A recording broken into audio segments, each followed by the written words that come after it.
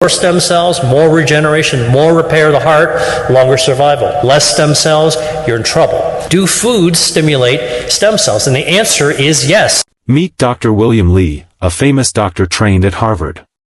He's also a researcher and the president and founder of the Angiogenesis Foundation. His work helped create over 40 treatments and devices approved by the FDA for cancer, heart disease, wound healing, and vision problems. He also wrote a best-selling book on the New York Times list called Eat to Beat Disease, which explains how the body can heal itself. His latest book is Eat to Beat Diet, which talks about burning fat, fixing your metabolism, and living longer. In today's video, we're sharing Dr. William Li's advice about staying hydrated. You'll learn about 3 drinks, besides water, that he often recommends in his talks. These 3 drinks can boost your stem cells and help you live longer. So keep watching to the end for all the helpful tips. 5 simple ways to live a healthier, longer life. Number 1, stay hydrated, because dehydration actually makes everything in your body work harder. And so if you want your food to work for you, you actually want to make sure your body has enough water content to be able to keep all those metabolic processes functioning really well. Number 2, I would say eat what you like, but make sure that most of what you eat falls in the category of what we call plant-based foods. Third, I would say to the extent possible, avoid ultra-processed foods. The other thing that I would actually say that would be really helpful is to try to avoid foods with added sugars whenever you can. And the 5th thing I would actually say is that I want to come back to beverages for a second. You know, besides water, there's 2 other beverages that I think are go-tos for health. And one is tea. Could be green tea, could be oolong tea, could be black tea. And the other one is coffee. Remarkably, you know, water, tea, and coffee are the go-tos for beverage and health. Now, what you add to them can make a big difference. The first tip was to stay well hydrated. The last tip was to pick drinks that are good for your health. Now, let's look at 3 drinks besides water that Dr. William Li enjoys himself and often talks about in his teaching. These drinks are great for your health. At the very end of the video, Dr. William Li will also explain which drinks you should avoid if you want to stay healthy longer. So be sure to watch until the end. First up is green tea. Green tea, especially, has a natural polyphenol that's called catechins, EGCG, epigallocatechin gallate, EGCG. And the catechin is actually just part of the natural substance in the tea leaf. So whether you're brewing tea with a bag, or whether it's loose leaf tea, or whether it's matcha, which is just powdered tea leaves, the fact of the matter is that into the brew, into the liquid, hot liquid, comes all these phytochemicals, including these catechins. So when you sip straight tea, the catechins go right in. They're easily absorbed by your body. And so, you know, our blood levels of catechins go way up. So many things that catechins can do. One of the things that's important is actually it's a relaxant. It actually helps lower your stress. It lowers the catecholamines. And so other things, it helps your lipids. It actually also helps fight cancer. It's anti-inflammatory. A substance that has so many beneficial things that, at least when I drink tea, I want to get as much as I can out of my food. We all know that green tea is really good for you. But many of you also enjoy drinking black tea. So, is black tea healthy too? Green tea will increase your stem cells, but guess what? So can black tea. You know, people in Asia drink a lot of tea. People in Britain drink a lot of tea as well. Yeah. We used to say green tea's good, black tea's fermented, so it's not going to be that good for you. We're changing our minds. We have to keep our minds open. Black tea can also double the number of stem cells. What if you add milk to your tea? Does adding milk stop your body from taking in the healthy parts of the tea? Let's take a closer look at what science says about this common habit. I deeply respect traditions of eating and drinking. And one of the things that, you know, I know is a tradition in England is, you know, or in Ireland, you actually put some milk or cream into your tea. It actually changes the flavor profile, and it's lovely. I've had plenty of teas in England before. I find it to be just such an incredibly nice, put dairy in it. Here's what you need to know. Dairy, and I'm talking about cow dairy, right? So not nut milk. This applies to cow dairy. We'll come back to the nut milk in a second. Cow dairy, okay, actually is fat. Milk has got fat in it, like butter, which is made out of milk. And the fat, when you put it into your tea, does change its flavor, but that's not what we're talking about here. We're talking about the fact that when milk or cream is put into tea, the fat molecules in the cow dairy form little soap bubbles. These are microscopic soap bubbles. They're called micelles. Fat likes to stick with fat. Tea is mostly water. And so when you pour milk into tea, the dairy fat sticks together and makes a little tiny soap bubble. And what does it do? Those soap bubbles trap the polyphenols from tea. It traps the catechin. So you've got some good stuff wrapped in the soap bubble of dairy. And now when you drink the tea, the catechin is trapped in the soap bubble. It doesn't get absorbed as easily in your stomach, and it just rolls down your gut, and a lot of it comes out the other end, okay? And so you're missing out on a lot of the good stuff. If you're drinking cow milk, dairy, put it in your tea, you're getting good flavor, but you're missing out on most of the polyphenols. So just be aware that that's what you're actually doing. Now, if you want to actually still cut the tea with something that is milk-like, nut milks are fine because they don't actually have the same fatty reaction that the cow dairy has. So almond milk, cashew milk, those soy milks, they're all fine. If you really enjoy the creamy taste of milk in your tea and don't want to give it up, there's a healthier alternative you can try that still gives you that smooth flavor without affecting the tea's health benefits. I had this discovery that might be useful for your listeners who are in exactly that situation where they like the taste of milk in their tea. I discovered there is something called milk tea. It's actually from Taiwan. It's grown in the mountain. And it's just pure tea leaves that when you brew it, it tastes like it's got dairy in it. He's talking about a special type of green tea from Taiwan called Jinxian tea, also known as milk oolong tea. Jinxian tea has a natural creamy taste, often called nai xiang or milk oolong. With this tea from Taiwan, you get all the health benefits of green tea along with a light milk flavor. Another interesting point Dr. William Li shares is that mixing different types of tea might be even more powerful than drinking just one kind.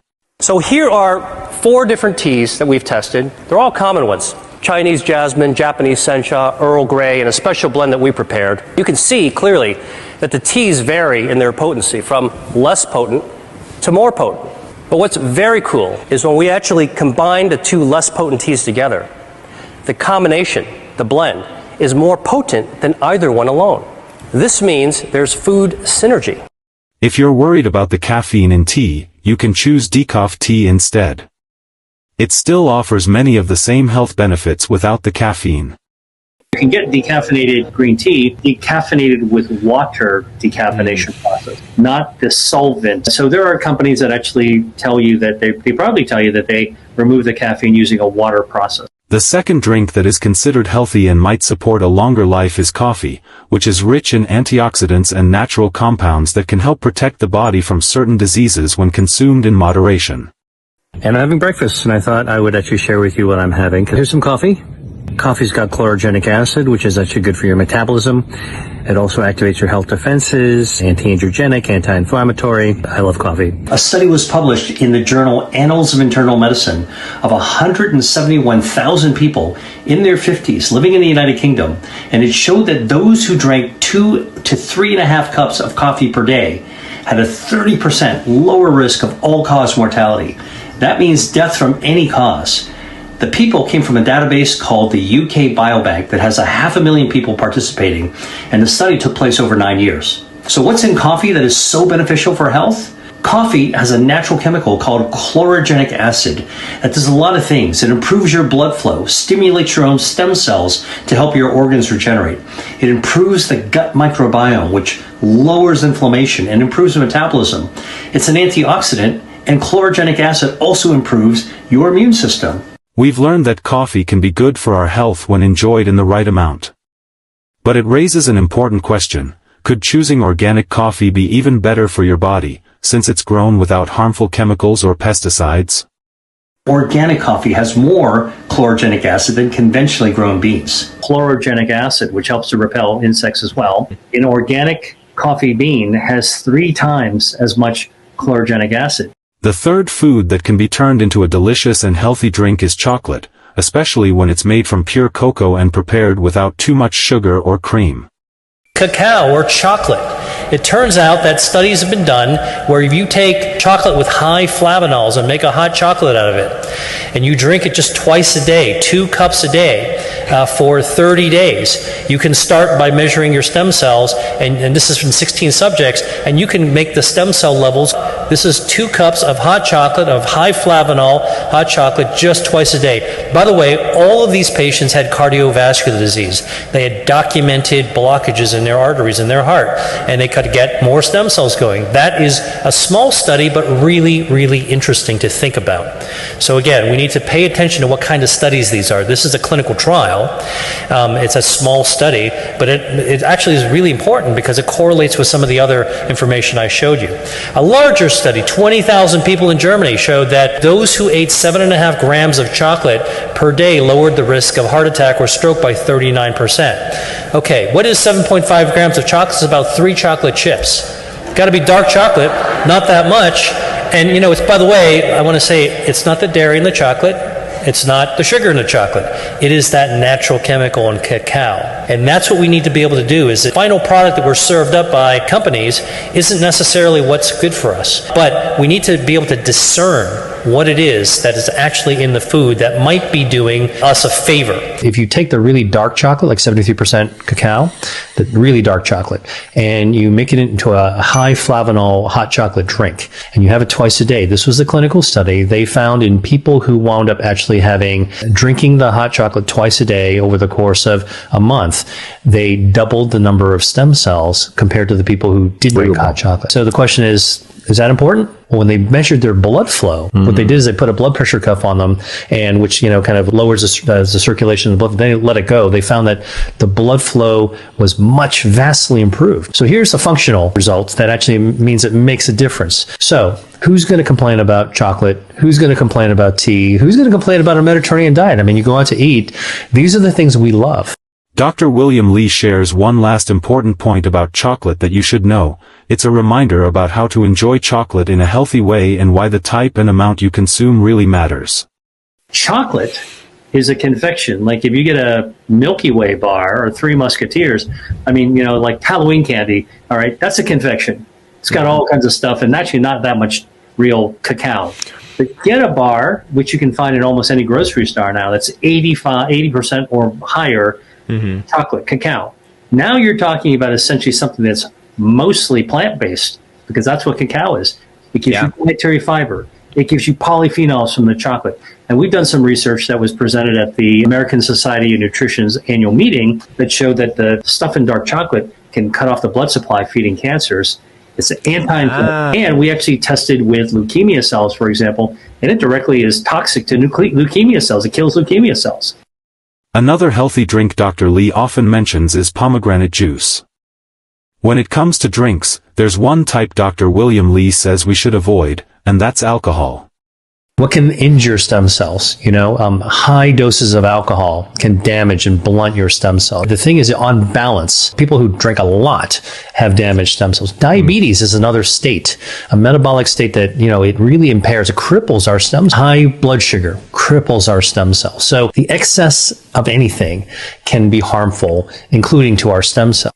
Some people believe that drinking alcohol can help them fall asleep more easily, but research actually shows that alcohol disrupts sleep patterns and prevents the body from getting the deep, restorative rest it needs. What are you drinking for dinner? All right. Ironically, even though people say you drink wine or beer, alcohol makes me sleepy. It can make you sleepy, but actually, when you actually have booze in your system, you never actually get good, deep sleep. The alcohol in your brain actually doesn't allow you to go dive deep. So you kind of a little bit near the surface. You're restless. You're not getting full renewal sleep.